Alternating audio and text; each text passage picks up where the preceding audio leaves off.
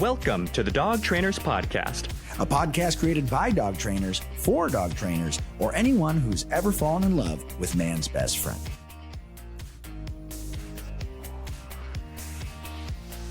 Vamos. Hey everybody, welcome back and thank you so much for listening to the Dog Trainers Podcast. Mariano Alvarez here with Brent LaBrada, and a special guest we'll be announcing in just a second. But first, as per usual, we want to give some love and some support to our listeners who have been showing us support.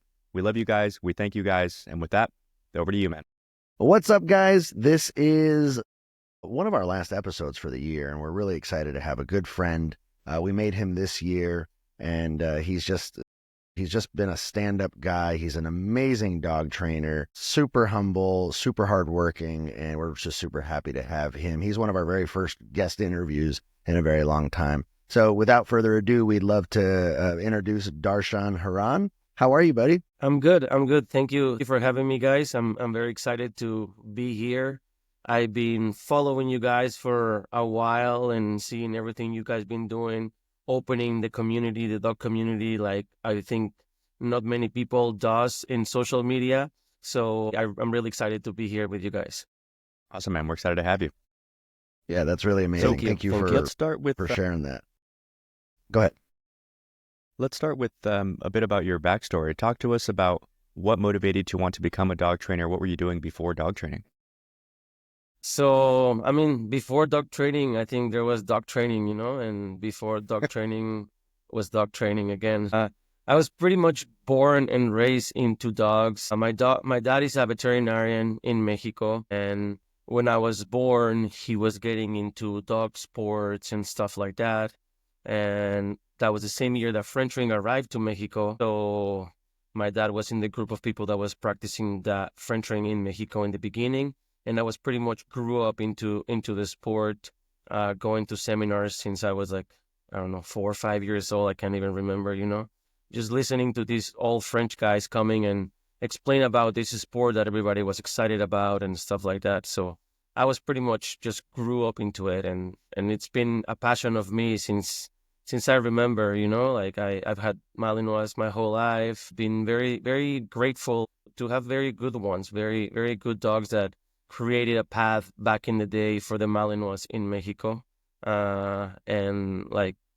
It's been great. It's been great. And the doors that it has opened me, the people that I've met, the community that I've created around the dogs and around this lifestyle, it's been absolutely amazing. I am very grateful about it.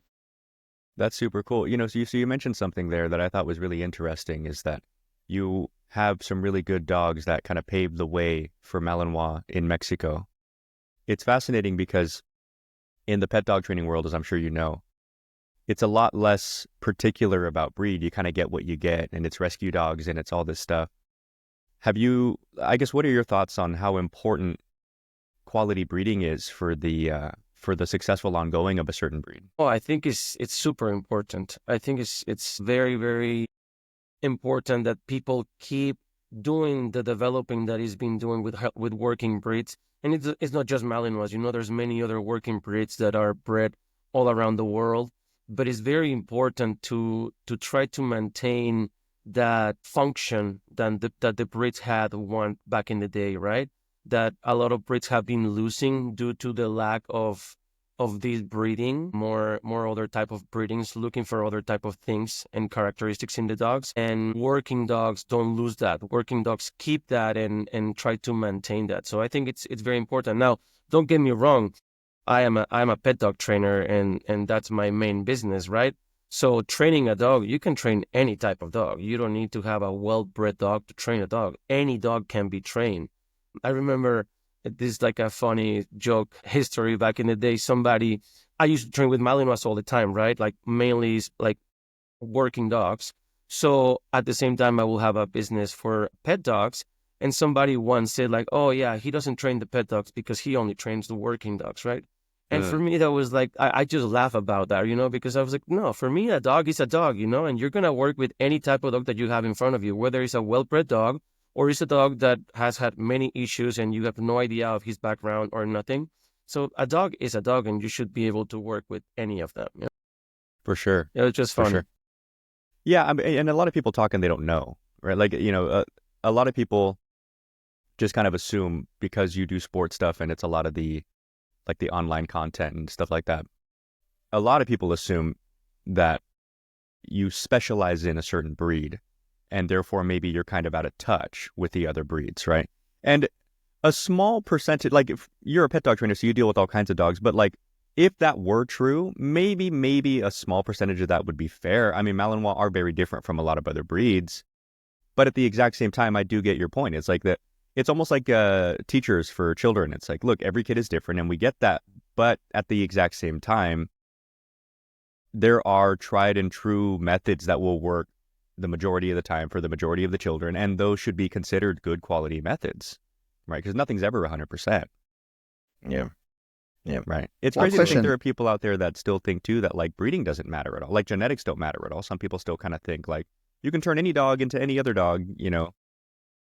Yeah, no, that's not true. There's I know. many factors that you're gonna face with a big wall, you know, and then you won't be able to change certain things in certain dogs, and that's just how it is. You need to learn to understand the animal and work around what the animal is and what they have. You can't change things like that, you know. We say in Spanish, no le pidas peras al olmo, you know? So like, don't get a different type of fruit for another tree, you know? Like they won't be able to give you a different fruit. Yeah, that's great. Makes sense. I wanted to touch base a little bit. You were mentioning that you're from Mexico. Would you mind kind of telling us a little bit about, you know, so most dog trainers, we're the first generation of dog trainer, right? So it's like my dad wasn't a dog trainer. I didn't come from a family of dog trainers. What was it like, growing up in Mexico?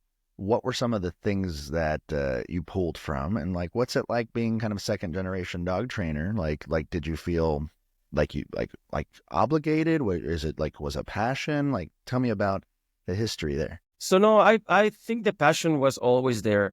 I was always wanting to be there with the dogs, you know, like, I remember when I was very little, like if I wasn't doing good at school or I haven't finished my homework or whatever, like I couldn't go to training, you know, if I wouldn't finish my labors, I wouldn't go to training. So that was like a big thing for me. Like I wanted to be there.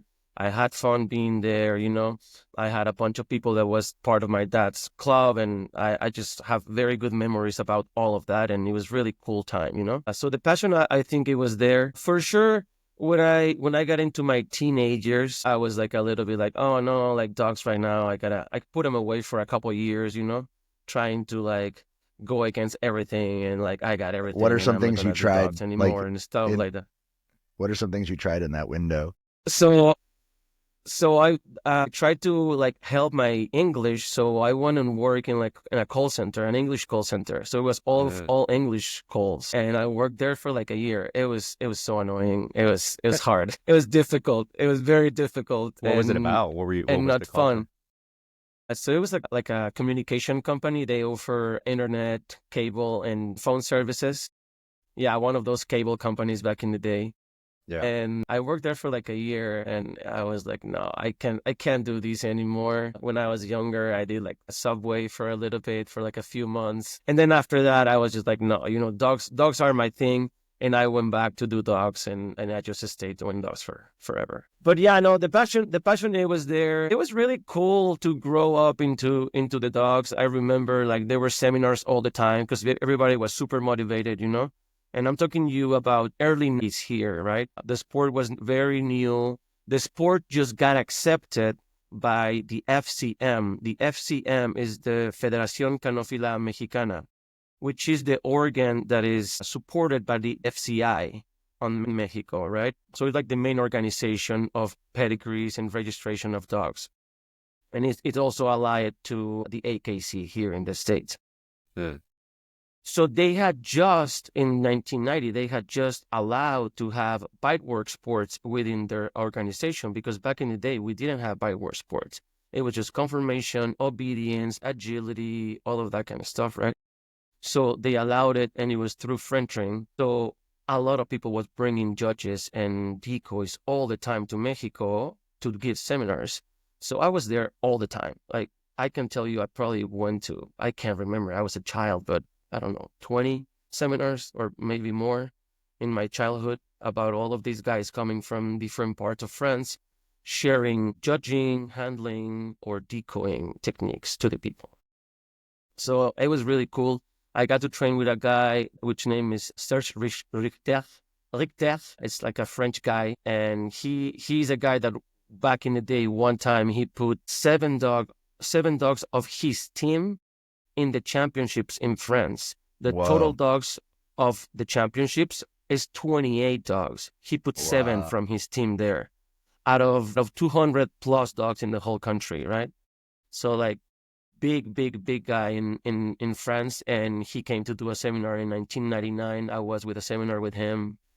So all of these things I remember, and I still to the day I feel like every time that I will have one of those seminars and be with that people, I will just stay pumped here, in Mexico, and be like, oh, this was super cool. I want to learn more, and I want to do more, and I want to do more. So that got me like, and every time I was a little bit older, so then I started decoying when they will come, and that just got me more excited about things. So I feel like the passion and that was always there. But yeah, like I said, for sure, there was ups and downs along the career. But it was really, really cool to be able to lead around that. And then another big event that I feel like built me a lot through the dog stuff, besides Frenching, it's an event that is called Expocan. Expocan is like the biggest dog show in Mexico, right? And it's yearly in September. It's usually in September. It used to be 17 days, 3 Whoa. weekends. A dog event? Crazy. Okay, yeah. Crazy. Yes, crazy. It was insane. Back in the day, it was like they would bring like even animals, and like stuff like that, and big demonstrations, military dogs, show dogs, circus dogs. It was big, big, big. So every year we will go there, and I was there with my dad, and we will do demonstrations for dog training, mainly Frenching. It was a way of marketing for my dad, and also like a way of promoting the sport and stuff like that. So I was there every year. So I made friends through years, and I grew up with other kids that were in the sports and other stuff and doing. So that was another thing, like really cool. Be part of that community. I feel like it was really nice. That's Amazing. awesome, man. So you've mentioned a couple of people so far. It sounds like your dad has been a huge influence on you, and that's great, and that's kind of a blessing. And you were also mentioning, I forget his name, but the French Richter. ring guy who came and did seminars. Richter. Like that. Yeah, Richter. like the I don't know exactly how you pronounce it, like the scale on the earthquakes. The Richter scale. Or Richter yeah. scale. Yeah. Richter. That's his last name. Richter. Okay. Were there some other major influences on you growing up, be it dog trainers or just people not dog trainers who kind of influenced who you are today in a major way? Well, for sure, my dad. I can say my dad is one of the biggest influences in as far as like not just the dogs, but like life. My mom, for sure. I was very close to my grandma when I was a child, my father's side grandma, and I feel like she got a very big influence in me. She was a very, very nice, very well-hearted woman, and always willing to give and help people around her and share. She was into meditation and things like that, so she always bring like calmness, and that like, okay, reasoning and like don't go crazy into things, those stuff like that. So I feel like she like as a person, I will say she's beside my parents, she's one of my biggest influences. And then after that, I will say many trainers around the world. First in Mexico, then I start going to France a lot, pushed by my father. I start going to France every year to the championships in France. So I got few very good mentors, very close people that I got into, and I learned sport and I lived with them for a while and stuff like that. And then now here being in the States, I feel like the level of training and just the level of comprehension of training and how to work properly with animals has just, I've been thankful that I've been around people that I've been able to share that and understand that better, So I think I will make wrong to many people if I will just start saying names. It's just, there's a lot of people that I really appreciate what I learned from them. I do some workshops and seminars sometimes, and I always tell people is like I'm not coming to do a seminar and I'm not gonna come and train Darshan system, right? That's not Yeah. what I offer you. I don't really have a system. If you ask me, I don't have a system. I'm gonna work with the knowledge that I have, with the dog that I have, and we're gonna see and try to get the best that we can, right? And then from there, you start learning about the dog, and you start shaping things better, and like setting up things more properly. So what I have and what I have to share today is exactly this. Is what I've learned through many people around all of these years and all of these experiences that I've been close to. That many of them probably were when I was a kid, right? And I was just like listening to these guys and just watching dogs all day. But they're like I put them into practice today, right? And so like that's what I can share. That's what I comment when I do a seminar. I'm going to share you my experiences and the techniques that I've used in the cases with dogs and what is going to work better.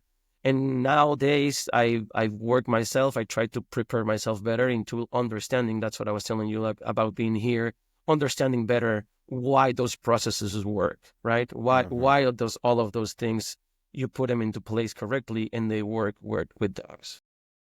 No, that's amazing. I think Yeah, very cool. you have so much knowledge that you've gathered for years and years and years, and that's really cool. Like now you're kind of learning, maybe like the science behind it or what the term is called, but like you've seen it work your whole life and you just know it instinctually now.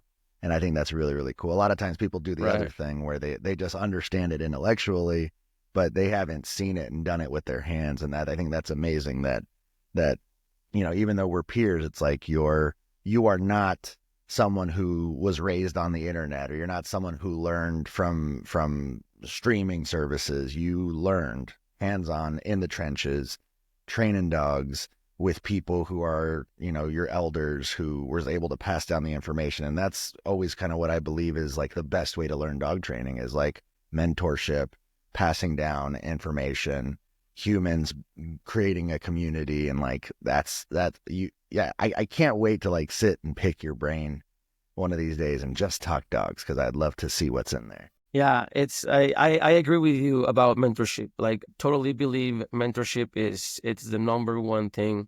And again, we go back again to my dad. My dad has been a person that one of his main missions is being build people into the sport, put people into the sport, right? That then become dog training, and then become a way of life. And then the sport is just part of it, but they're dog trainers now and they live around dogs and stuff like that.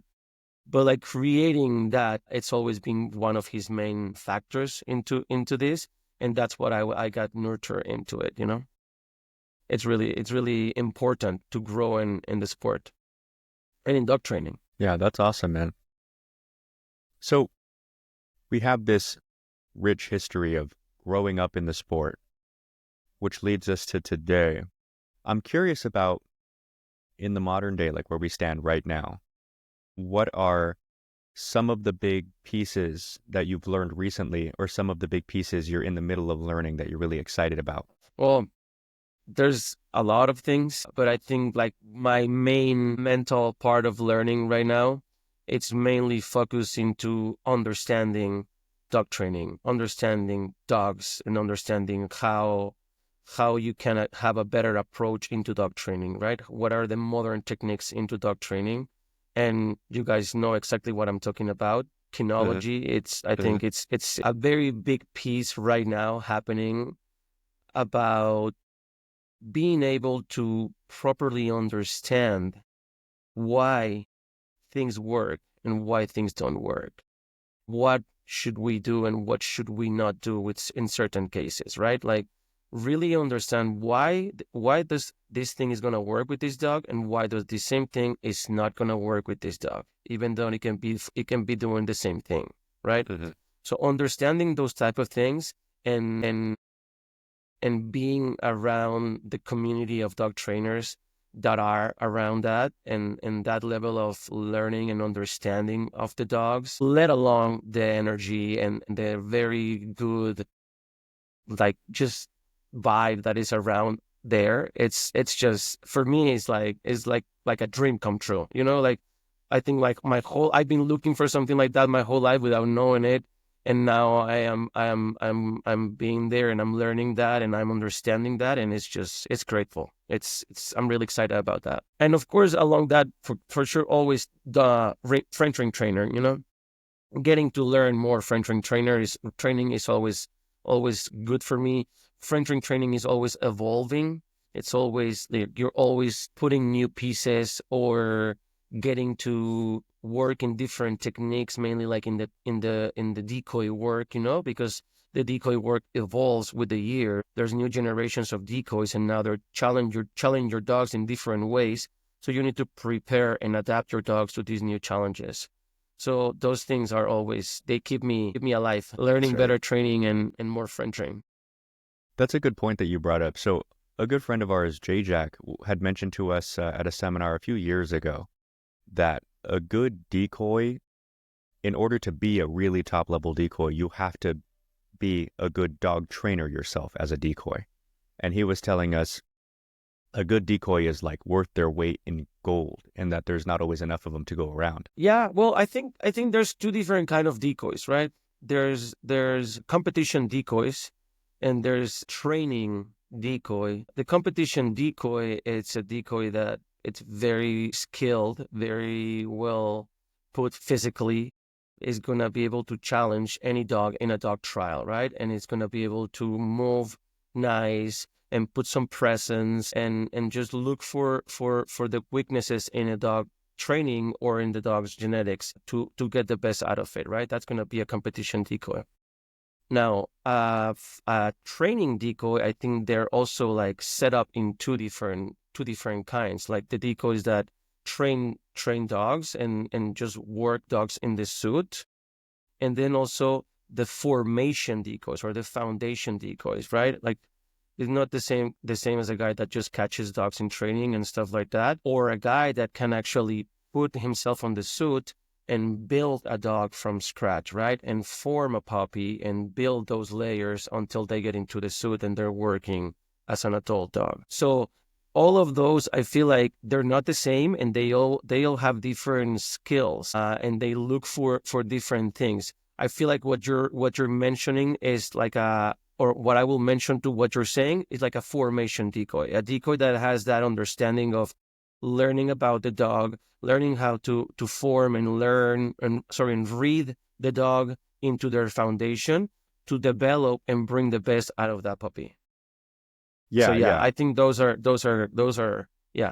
they're weight in gold for sure. That's awesome. Yeah, that's a fascinating, because it must be, even just as you say it, it sounds like you have to really know what you're doing to read the dog and anticipate the dog and build them in the direction you want to build them. It's dog training, right? It's super cool to kind of see it from that other perspective. Nice. Yeah. So for me, and I compare it to real life dog training, is a lot of the things that I learn it doing that, right? Like my dad was a breeder. We will have puppies. We will select puppies, work with puppies, blah, blah, blah, read those puppies, form those puppies. And then those are tools that are being useful for me in my pet dog training, right? Yeah. They're being useful for me to work on reactivity, to work on aggression, to work on any kind of stuff with different type of dogs down the road. Yeah, that's Makes awesome. Because it's behavior. You learn that behavior, with the puppies. Right. Yeah. Right. I would like to explore. I want to take a quick little commercial break if we can, and then I would like to explore kind of how the sports stuff that you're learning, how maybe it's helped you a lot in your pet dog training business. I'd love to know a lot about your pet dog training business, how you guys got started, what you guys are about. But let's talk about that stuff as soon as we come back from commercial break. See you guys in a second. I gotta pee, real bad. Go for it. All right. I gotta pay. That's good. It feels like very casual. Easy, huh? Yeah. That's the idea. So you guys haven't done interviews lately? We have. We did one with Doc the other day to try to prepare. I know that you've been talking with him about doing Canology in Spanish, and we're just trying to figure out the angle for that, because it's tough to anticipate a totally different market and stuff like that. On my end, I've been I've been practicing a little bit where I can my Spanish just to sharpen. I feel like my Spanish is good enough. I can hold a conversation and stuff like that. But there's lots of I find that it's probably the same for most people in any language. There's just certain words that you've never used growing up, so I just don't know them in Spanish. Like bite suit, tug toy, stuff like that. Yeah. You know what I mean? But in any case, I'm practicing a little bit because Doc. I know Doc was talking about doing a Spanish podcast with you and maybe me, and and I'm like, if I want to do something like that, I want to do it right. Yeah. Totally. Yeah, for sure. Like those kind of words, like you were never exposed to them. You have no idea, for sure. Right. Yeah, that makes total sense. Like reading, maybe, can you read Spanish? There you go. Maybe reading like articles or stuff that could. Yeah. I might have to do that. That's why whenever you and I text back and forth, I try to text you in Spanish. It's just practice. Yeah.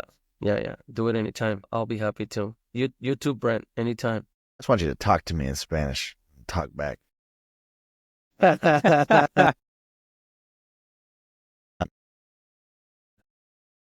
was I going to say? Well, there's a little bit of you a lag McKenna, still. Darshan, right? Yeah. Yeah, I'm noticing it. It's not as bad as it like normally is, though. Which is normally good. but I'm trying to see if there's a way sure. I can fix it. Yeah. Remember McKenna's almost Cameron done with school. did this thing where he turned off the uploading thing. Yeah, you can pause the upload, setting? but I think he had to reach out to Riverside in order make the button. in order for them to like. Yeah, exactly. Got it. Which which we can do. That's not a reasonable thing to do. Question before we come back on: are there any subjects that we want to talk about other than what I said? No, I think your question was a good one. Like, how does pet dog training, enrich, or rather, how does sport dog training enrich the pet dog training? I think that's super cool. And then, if you're open to it or interested or whatever, Darshan, something I'm always curious about, and I ask this, I feel like, to everybody, is how do you feel about the role that social media has been playing in dog training? Is it good? Is it bad? What's the deal? Or if there's a subject that you're passionate about, that you want to talk about. Yeah, we can avoid. It's all good. Like, it's okay. It's okay to talk about that. Probably my answer is not going to be very pleaseful for a lot of people. I feel like it's been really good, but it's also I feel like deceptive. It's getting to a point where it's like now backfiring. Yeah. Because now there's so many people that they can just pretend to be dog trainers and sell information, and they have no idea. Yeah. Well, I think that's a good answer. Let me just bring us back in so we can ask it on the all right podcast. If you think it's good and it doesn't hurt people's feelings, then it's good. I'm fine. I don't mind. I don't mind saying what I think. Yeah, bro. If it's true, that's the thing. You know how it is. Just like on a personal note, if it's true, and if you say things with good intentions, people know that and they get it. And even if it hurts their feelings, they know you're saying it. Yeah, because say it with love for the industry, love for the sport. Yeah. And let me bring us back in real quick. Welcome back, guys. And again, thank you so much for listening to the Dog Trainers Podcast. Mariano Alvarez here with Brent LaBrada and our good friend Darshan Herrán. So just before the break, we were discussing a bit of Darshan's history in the sport and the pet dog training side of dog training. And we wanted to dive back in here. Brent had a really good question. And without further ado, let's make this thing happen. Yeah, so kind of where we left off is we wanted to see, so we have so many friends that do sport. And we don't do sport. Like I don't do sport. I've only done pet dog training for 17 years. And so there's a whole aspect and avenue that I don't fully grasp and understand. I can see why it's helpful. And there's a lot of things I've learned from sport trainers that I've been able to put into my practice. But I'd love to get to know from Darshan, like you've been, up to your neck in sport dog training since you were a little kid. What do you see what do you find as the most helpful from sport that you bring into your pet dog training? There's many layers for sure, but I think if you want to put it in one simple word, is dog reading, learning to read a dog, and learning to understand a dog. Frenching, I know many other sports do the same, but Frenching, talking about being a handler in a high level or being a decoy in a high level, you need to learn to handle your dog properly and control those emotions of your dog as you're coming to the field. And you may have a day that your dog is not in a good mood and is not wanting to work, or your dog is too hyped up and he's just blowing you and doing whatever they want. So you need to learn to adjust your training due to what the dog is giving you. So you need to learn to read that. And of course, all the layers that make you build up to that from training. So you have a very minimum time to learn to understand your dog, to continue with a good performance. And as a decoy, I think it's even more, because as a decoy, you have in most of the exercises 15 seconds of the exercise. That's the length of each bite work exercise, right? Most of them, 10 to 15 seconds.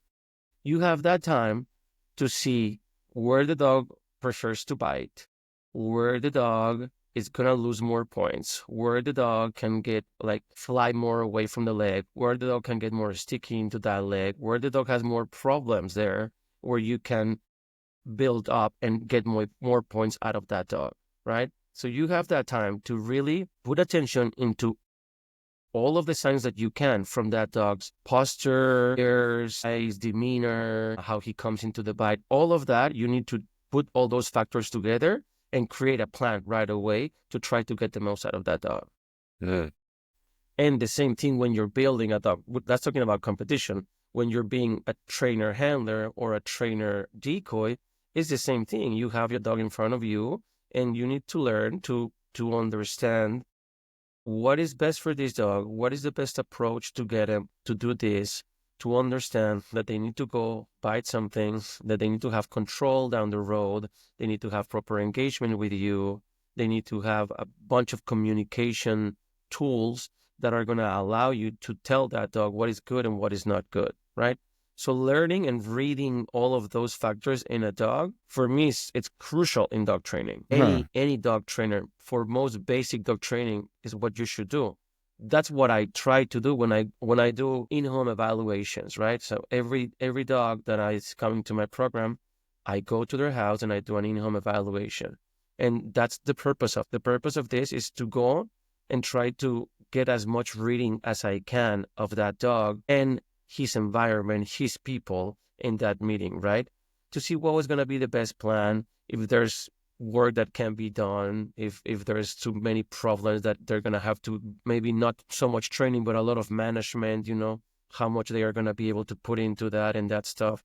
So getting all of this reading of the dog's behaviors in a little piece of time, it's important to kind of set them for a proper program into your training. That's great. Makes sense. As you say that, sorry, go ahead.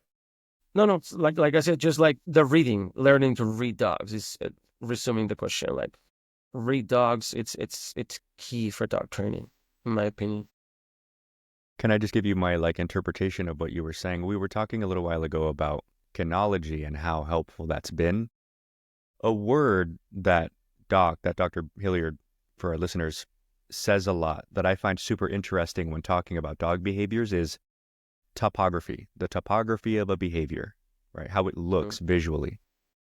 And it sticks out to my mind right now because what I gathered from what you were saying was it's important to not only develop a plan, but in order to develop a plan, in order to have an A to B, like navigation, you have to know where you want to go, but also where you are right now, so you can draw that line. And so you have an idea of you should have an idea of what you want the topography of the behavior to look like and build that picture in your head. And then you have to be able to read and evaluate the topography of what the behavior looks like right now today. And then you create a plan of how do I make this that looks like this look like that? And how do I teach the dog how to make it look that way?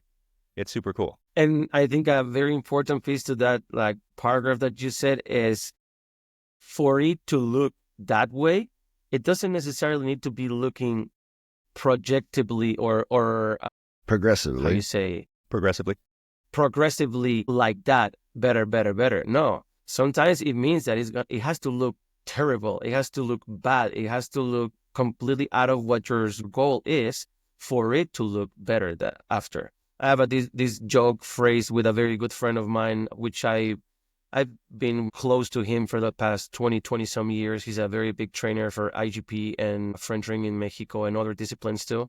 And we always say, like, for it to look good, it needs to look bad.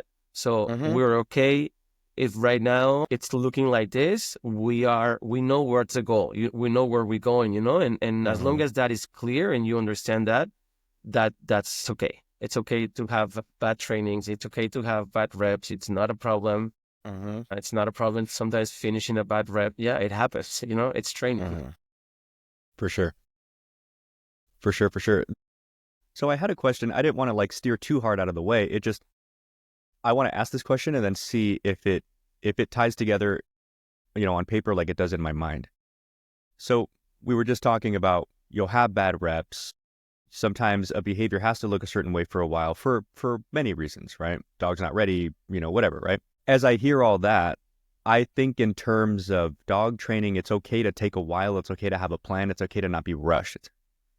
And the question that I want to steer into is, do we feel that social media has had overall a good or bad effect on that? And the reason I feel those things are kind of connected in my mind, at least, is because social media has taken long form content like dog training and made it into 30 seconds here, 15 seconds there. And I wonder, on the one hand, has it increased the popularity and the visibility and the awareness so much that it's worth it? Or on the other hand, does it just make everybody think dog training should be done in such a short period of time that now all of a sudden dog training is not what it should be? Yeah, that's a very interesting topic for sure. I think you're totally right. There can be a shift in the way that information is being delivered into how people start to believe the process is, right? If you deliver this, this is boom, boom, boom, look, these 3 steps got me to this type of healing, right? Or things like that. People start thinking that that's the way of doing it. And it's not, you need to build into those things. You need time to work those things, and you need to understand which are the processes, and understand that those processes, at least in my opinion, they don't have a timeline. You can't set a timeline and be like, okay, I'm gonna do this for 2 weeks, and this for 2 weeks, and this for 3 weeks, and then I'm gonna accomplish that.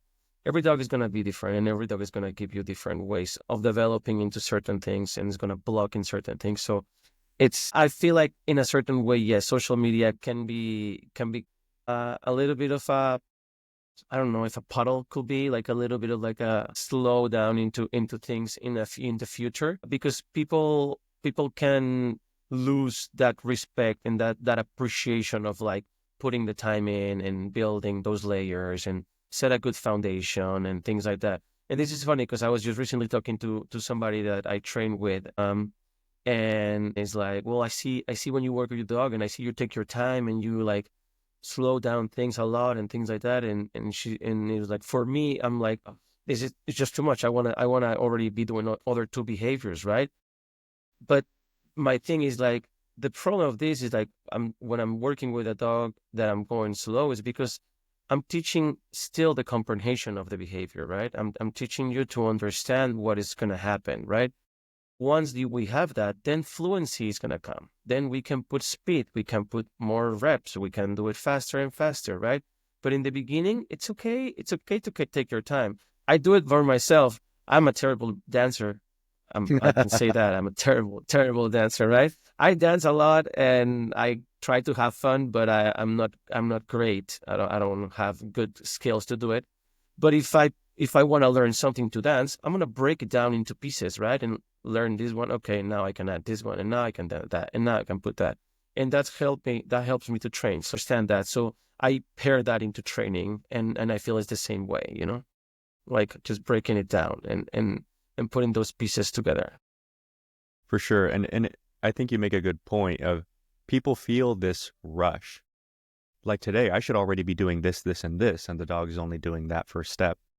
But a lot of these timelines that they put on themselves, and then therefore the pressure to feel behind the timeline is just arbitrary. You're the only one who feel like the person doing it. You're the only one rushing yourself. Yeah. Yeah. And it's interesting. And this is part of that pressure of social media. Sorry to cut you off.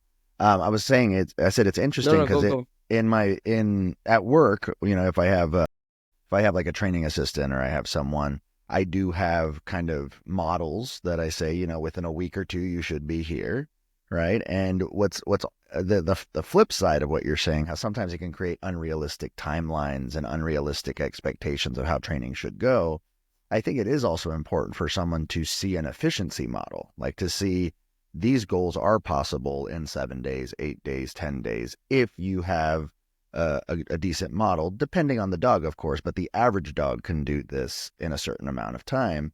And I think that's the other side of the coin. Like if I never see it done, if I never see an experienced trainer accomplish a goal in an efficient way, then I could also run the risk of it taking forever to get there. You know what I mean? If speed or efficiency is the goal. And unfortunately, in dog training businesses, we have 4 weeks, 5 weeks, 6 weeks, 8 weeks, depending on whatever that timeline is that we have for a client. And so I think there's pros and cons of both, but I can definitely see how social media makes the timeline unfair for most dogs. You know what I mean? Yeah. And I feel like those numbers you mentioned are great numbers, actually. 4, 5, 6, 8 weeks, like that. Those are, in my opinion, good programs, right? And it's not because we want to keep a dog longer and no, it's I think you can agree with me. It's not about that. It's about being able to develop those things properly, right? And don't rush into these things. I remember when I first started doing pet dog training here in the States, most of the places were 2 to 3 weeks. Right? For your basic program, right? And in the beginning, I started matching that, and it just never felt right to me. I came from doing always 4 weeks for basic obedience, and then 5, 6 weeks for advanced obedience, which was like a long leash obedience, not like nothing like e-collar, finish, things like that, nothing like that. And when I made that change here, it was always like, I don't know, I feel like I need a little bit more. There's those dogs, and I had myself in a position where I was a lot of the time be like, you know what, I need to keep your dog longer, and that's just on me, So now I've changed that into my business, and I cover myself into that now, and to be able to give a better product to people without having to feel myself or put the dog into a situation that they're rushed, and then we can accomplish what we offer. Yeah. So yeah, I feel like those weeks are really good numbers. Very nice. Dr. Hilliard, the longer the better. Yeah, Dr. Hilliard's been talking a lot about welfare, and that's something that's been really hitting home for me. It's like we want to have maybe longer programs so that we can have a better welfare for the dog. Like we don't want them to hate training. We want them to like training. We want them to feel happy about training. Also, the welfare of the client. Like, is this dog conditioned well enough that the client's actually going to be safe with this dog? And then on the same note, it's like the public, right? So the welfare of the dog, the client, and the public, how important that is. And I also used to do like 3-week programs, and now our average program is 4 to 5 weeks, and our advanced programs are 2 months, and so we do that, and we lose a lot of business because of it. But you know what? I feel better about it. The dogs feel better about it. The clients feel better about it. And yeah, that's the greater good is being served at that time. That's what I believe, at least. Yeah, and I feel like these can link a little bit what you're saying, like you're losing business, a lot of business because of this, and that this links to Mariano's question, I think, a little bit, with social media and how the information is now delivered. So now the information is out there, and there's many people that are becoming dog trainers very fast with a lot of hands-on experience, and they have no problem in offering these short periods of training for less amount of money, and people follows that, right? Because people don't know. It's like taking your car to the mechanic, right? If you don't know about cars, you don't know what the mechanic is talking to you about. You trust them, you leave your car there, and you hope that they do the best for it, right? I feel like dog training is very similar to that, sadly. But like people don't understand dogs. They don't know what is happening. So if somebody comes and tells them a story that they can fix their dog, most people is gonna go with it, And I think that's where information is very important, and I think what you guys do, putting information like this, is very important to tell the customer that there's a lot more that you can look for into your dog training, right? Don't just go for like those 15 seconds that you see on a video on social media or a good website or things like that. Like dig in more, see what they do, look at their dogs, like see their trainees, stuff like that. Like, so you can dig more and try to get a little bit better for your dogs, Yeah. Yeah, and it's 100%. fascinating because Brent was mentioning, like the greater good, right? I had a trainer here, usually on Wednesdays and Thursdays, we'll have like local trainers come and learn. And I had a trainer here, this really sweet girl who was asking me, questions, but one of them was about like program length and, and stuff like that. And it forced me to think of something really fascinating.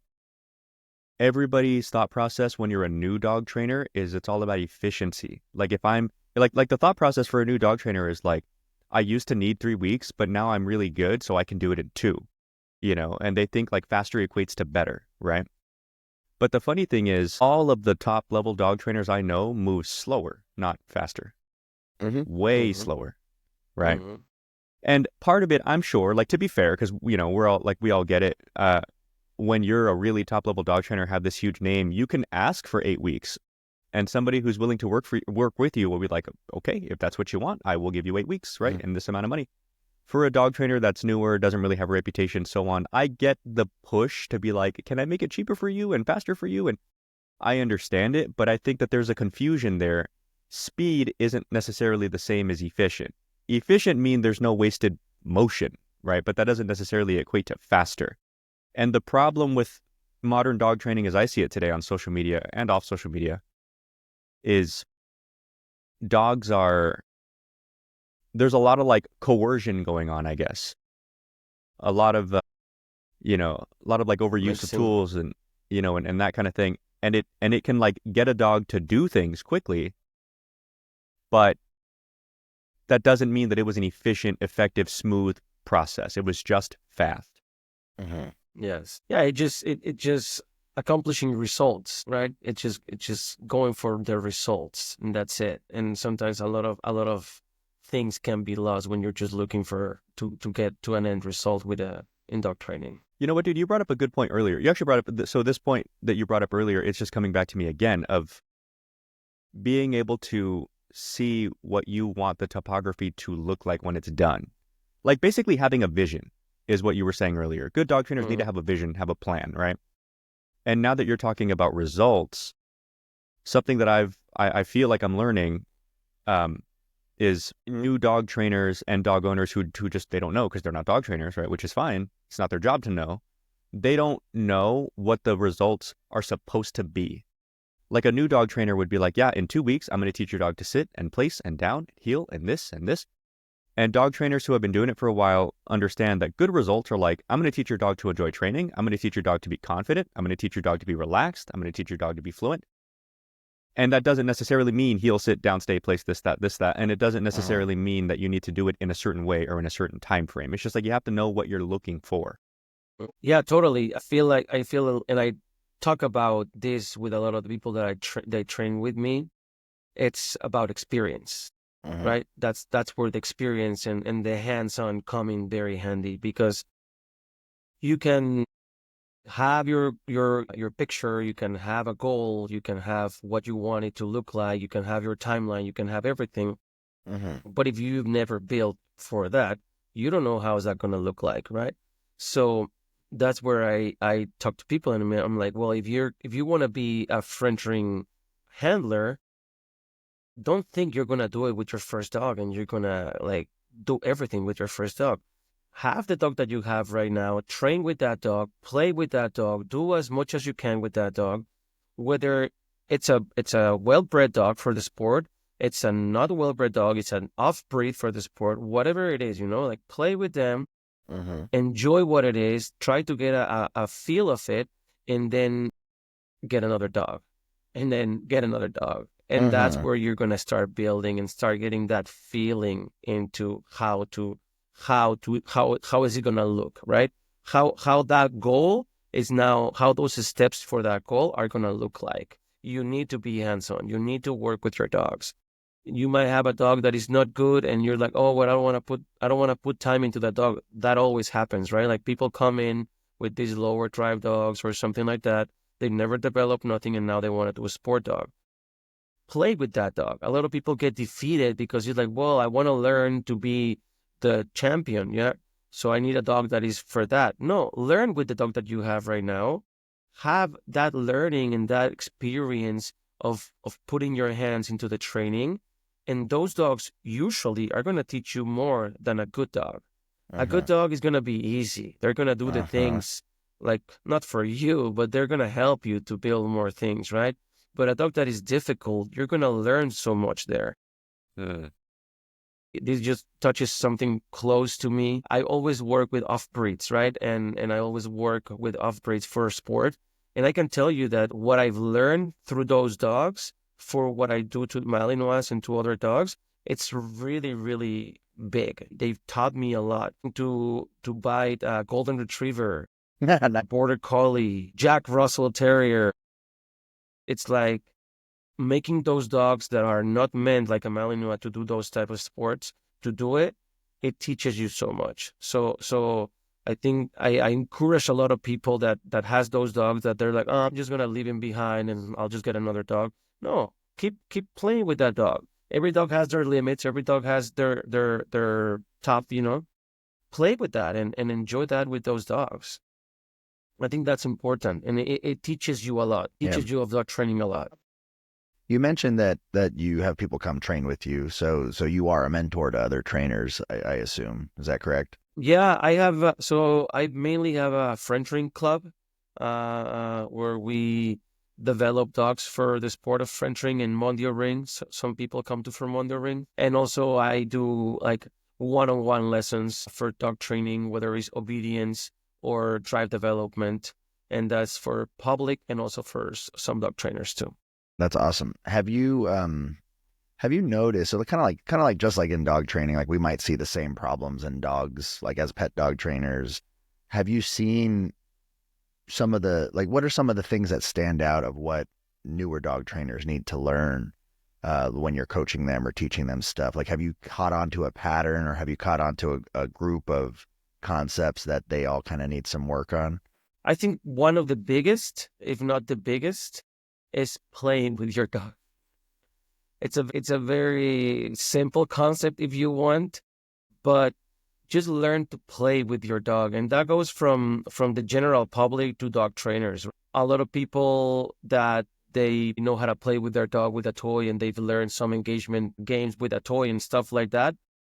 That people even, they don't know how to play with their dog without the presence of that toy. How do you engage with your dog? How do you put yourself down to that level where you can move yourself in a way that you're going to create something back from your dog, right? You're going to have a response with your dog's behavior. Learning to be goofy. I think this is very hard for a lot of men when I've been doing group classes and one-on-one classes, right? Like, hey, talk to your dog and be like, hey, yeah, puppy, let's go. Let's do this. Yeah, that's amazing. You're doing the climb. Perfect.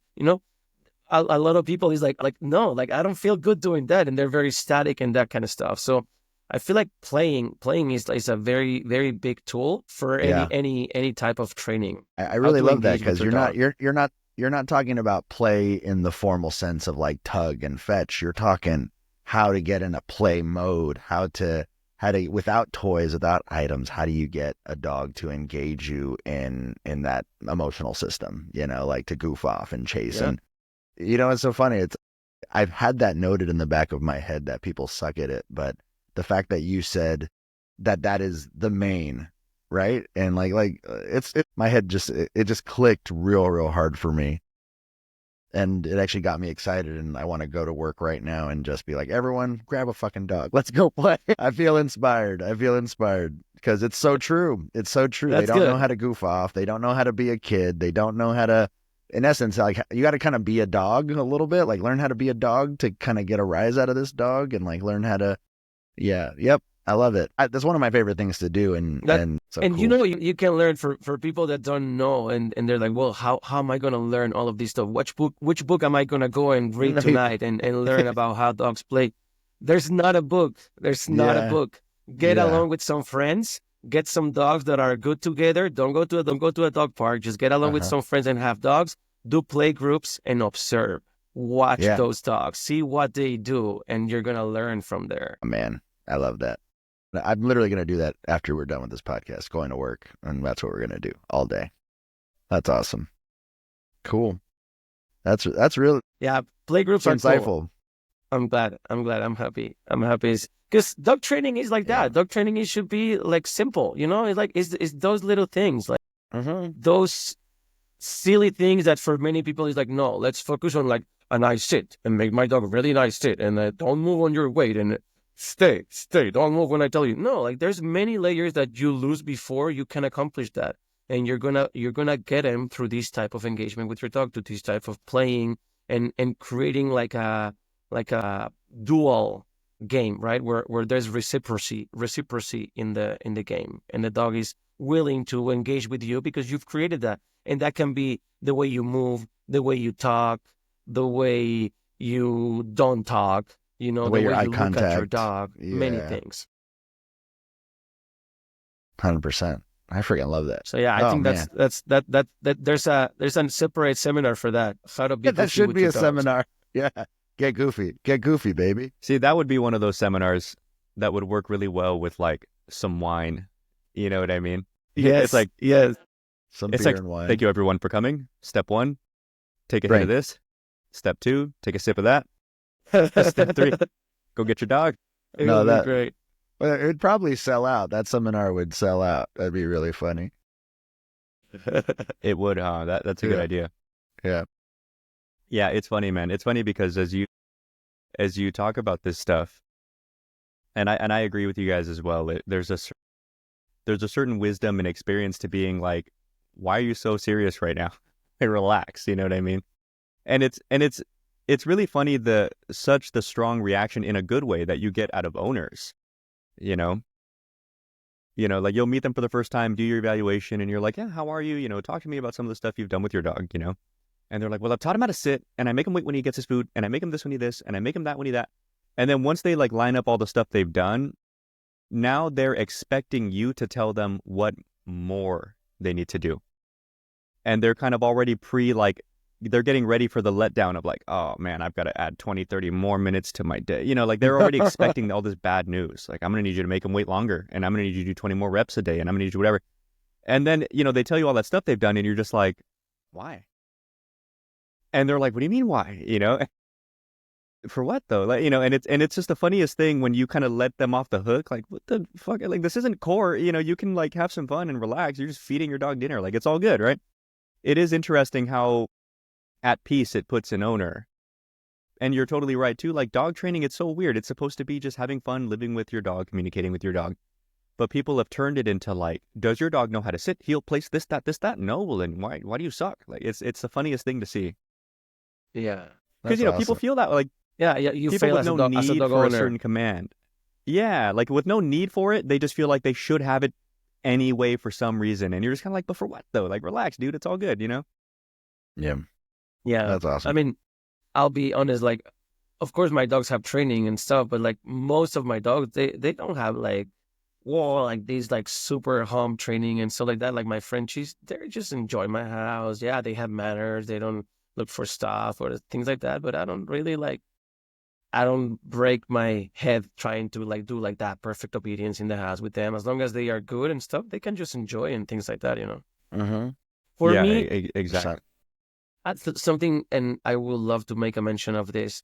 For me, the life that I get with my dogs in Frenching, like you guys have heard me just talk about Frenching today. I think Frenching is a big thing in my life, and it's a big passion for me.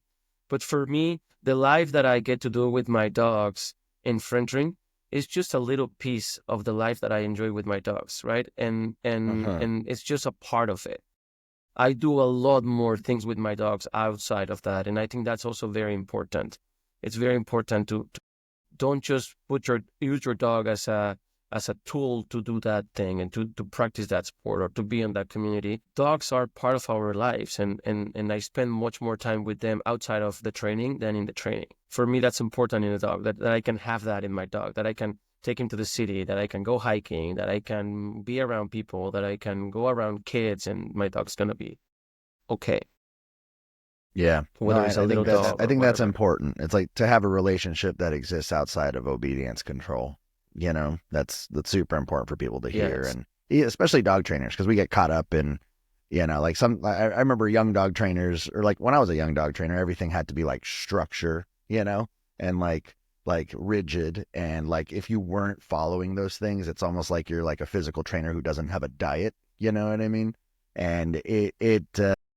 as we get looser and we start understanding like the bigger principles of dog ownership and lifestyle training and stuff like that, it becomes simpler and easier. And it is funny when I tell my clients, like, my dog is allowed on my couch. Not all of them, but 2 of them are allowed on my couch. The other ones, they're 175 pounds, they'll destroy something. You know what I mean? So it's really great. It's really great to see, to hear that advice.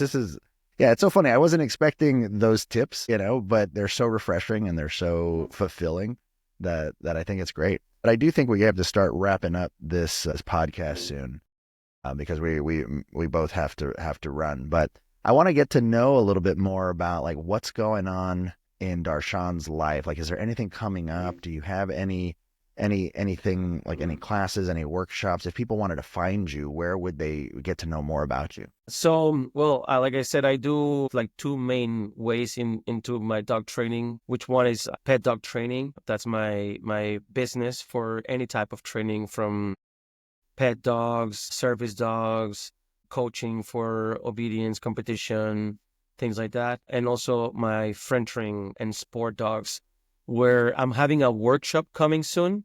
I'm having a decoy workshop the second week in December, and that's going to be in Southern California in Awanga. We'll be doing 3 days of training for decoys, showing all the tools from drive development in puppies, dogs that are older and they're just getting started into drive developing, and all the way into suit, use of the suit, proper techniques of catching dogs and things like that. And then we're doing another seminar. I don't have the date yet, January or February. It's going to be just like a handling seminar where we're going to go from jumps, agility, obedience, and bite work as well, but more focusing to handlers and dog owner teams. I'll be publishing some of that soon, but the dates of the decoy seminars are already posted. We have still a few spots open for the decoy seminar. If people were interested, Where where are could they they posted? go? I'm looking at the. So our Instagram is Herran's Canine Services. That's Can you for our spell business. that for people? And our ERRANS, canine, the whole word, CANINE, services. That's for Instagram. And then for our sport page is Origin, ORINGIN, Rings, RINGS. That's for our Origin webpage, which is our sport webpage. Sorry, our Instagram, not webpage. I see it here. Instagram. I'll link these. All good. I'll link those 2 in the description of this episode for anybody who's listening to this. Okay. Yeah. No, and I'm looking forward to hopefully hang out with you before the end of the year. I'd love to. I know we were talking about off camera, us hanging out and coming to visit California. Mariano's going to come from Arizona to California and hang out with these 2 good-looking guys. So we're super excited about that. And maybe I'd love to. I have more questions in my head that might be actually better served asking you in person. We'll have a nice camera and we'll set that up and create like a little special episode, because I'd love to pick your brain on some more stuff, Darshan. Oh, yeah, that'll be cool. I will love it. I'm looking forward to seeing you guys in December, and we'll get together and we'll do something cool. Hell yeah. Oh man, thanks for being on Thank with us. you, Any guys. questions for us before we let you go? No, I'll have my webpage sent to you, so you can add that too. Perfect. I have it right here. Herranscanine.com. I'll add all Yes, that stuff. that's So it. just to kind of recap it for people to make it nice and clear. So if you wanted to reach out to Darshan, you can find him on his website, which is herranscanine.com, HERRANSCANINE.com. And his Instagram page is Herran's Canine Services. That's all one word, no dashes or underscores or anything like that.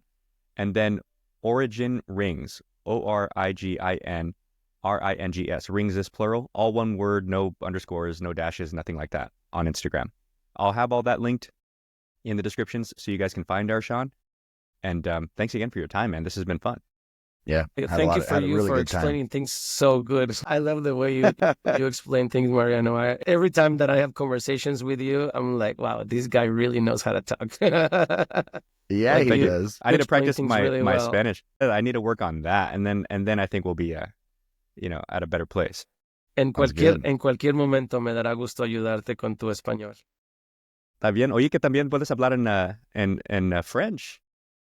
Sí, un poco. Es lo mismo, el deporte. The sport has taken me into this kind of stuff, right? Being able to be around French people, being in France, I was able to learn not just the sport part of the language, but I can speak some part of the French things.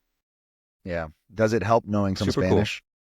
Thanks, man. Yes, I feel like because I knew Spanish and I knew English before that. So if it wasn't matching to English, it will match a little bit to Spanish, and that will help me to make more sense to it, for sure.